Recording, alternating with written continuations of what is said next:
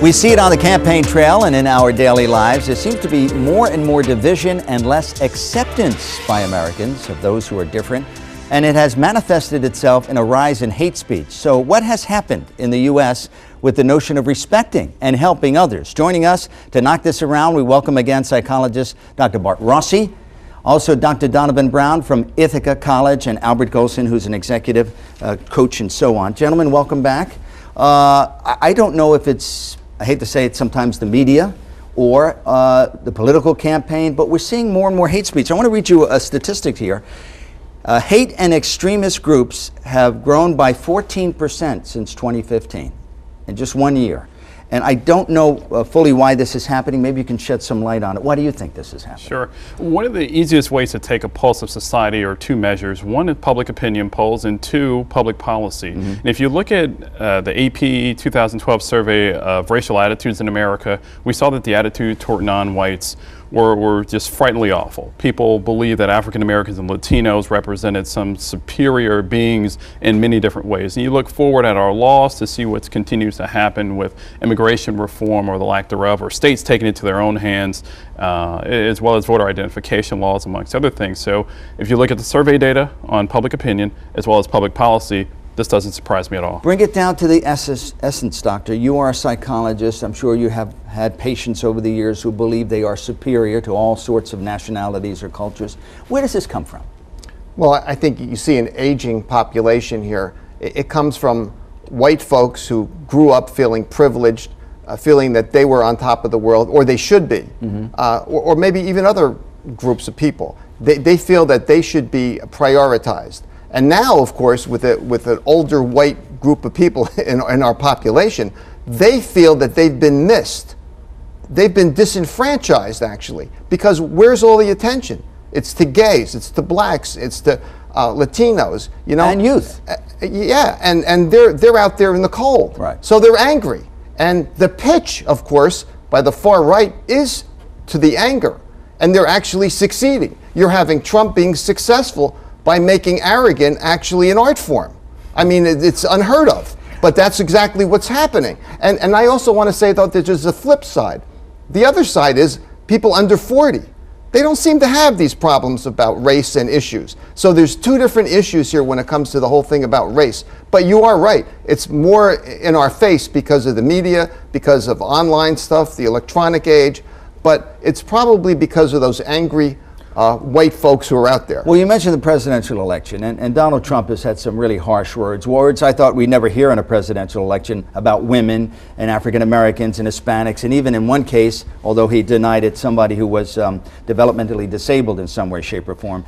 You know, you coach executives, you know leaders of companies and so on and so forth. I'll ask you the same question. Where does this come from, and why does it have such an appeal?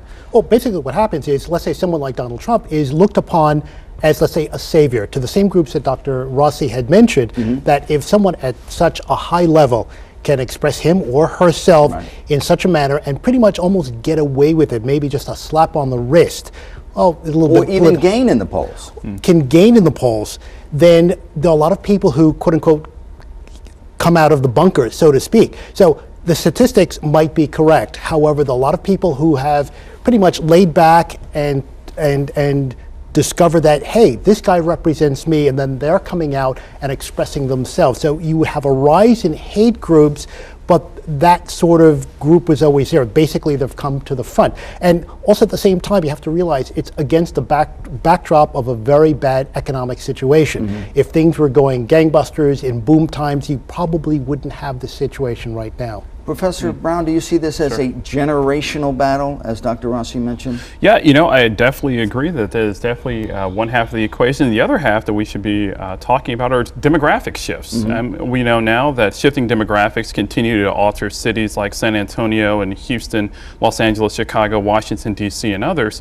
And this is replacing what previously was a white majority to a non-white majority. So you have that not only in a sense of the shifting demographics, but also the political political power and authority that can command as well. We know that 90 to 92% of African Americans vote Democrat, somewhere between 60 and 64% of Latinos vote Democrat. And when you have these individual groups that are moving into new areas, then the political dynasty changes as well. So there's a lot that's going on here. Well, Dr. Rossi, if we have an older population, as you described, who might feel disenfranchised, won't time work that out as they grow older and pass on? I mean, the next generation, the Generation X or millennials, will be the driving generation of our country. Well, I think that's the way we have to look at it. We're going through this crisis, this race thing, but it is going to gradually be more of a real melting pot. And we will get past this in time, but we're not going to get past it in a couple or a few years.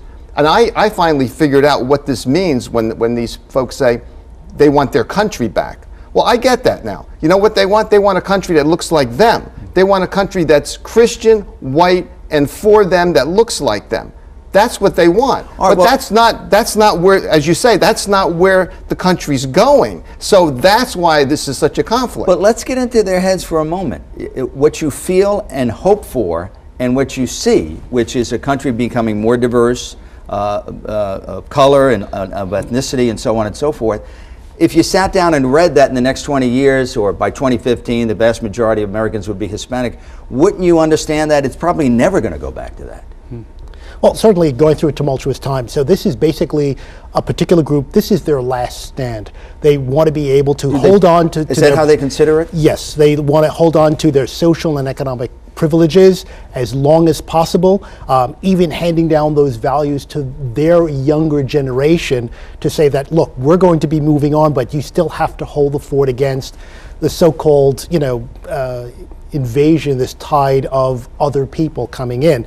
So it's still a battle that they feel they can still win, unfortunately. Even though the facts would prove differently. This goes purely on emotion. And is this where we get the discussion of the wall to keep Mexicans and South Americans out, because it'll keep, for lack of a better description, if you pardon the expression, purer America? Well, to the point though, anger is now. Yeah. The folks are angry today.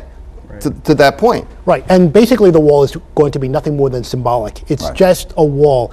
You have over 1 million immigrants, migrants from North Africa and Africa going into Europe. Certainly the Mediterranean certainly isn't stopping those individuals who are under tremendous pressure from coming to Europe. Certainly a wall along the U.S.-Mexican border is certainly going to be nothing more than symbolic. Let's turn the mirror on ourselves. We know that some networks out there, news networks, have an agenda, for, against, left or right, whatever the case may be. Are they feeding into this, Dr. Rossi? Sure they are. To the detriment of the nation as a whole? Well, if you have a network that can pitch to older white folks who want their country back, and you can get millions of people to tune in, why wouldn't you pitch that? That's what they're doing. I mean, I really do think that some of the shows on Fox do it deliberately. You have Rush Limbaugh on the radio who pitches it, and he gets millions of people to listen to him because he goes for that sector of the population. And by the way, it's only a sector within the GOP. It's not even everybody in the GOP. So this is like there's a ceiling someplace, for this kind of hatred and this kind of language. But it is out there, and you can pitch to it, and you will actually get a response back. Well, how much of this is city versus country? We hear Ted Cruz on the campaign trail saying, Donald Trump has New York values, whatever heck that means. How much of this is city country? I think that's a fairly interesting question. City and rural, urban-rural has an interesting political dichotomy of that. The urban or New York values are more progressive values, and those are rural America or more down-home, more real or true America, and they happen to be more conservative Well, principles. we've heard Sarah Palin say this again and Indeed. again, that this is the true America and the cities aren't. But we find more migration going back into the cities. Correct. So again, the trend is against people who believe like this, but somehow they continue to do so. Yeah, it's always very interesting. Again, I think one of the things that we're missing here are informed conversations like this. We're talking about facts, and we're not necessarily playing into fear-mongering and saying, hey, those folks look different from us. They're moving into our city, and they're changing the way our schools look and our churches feel and things of that nature. So, well, let's talk about the political end of this. This works for politicians, doesn't it? Oh, absolutely, because they have a focused audience.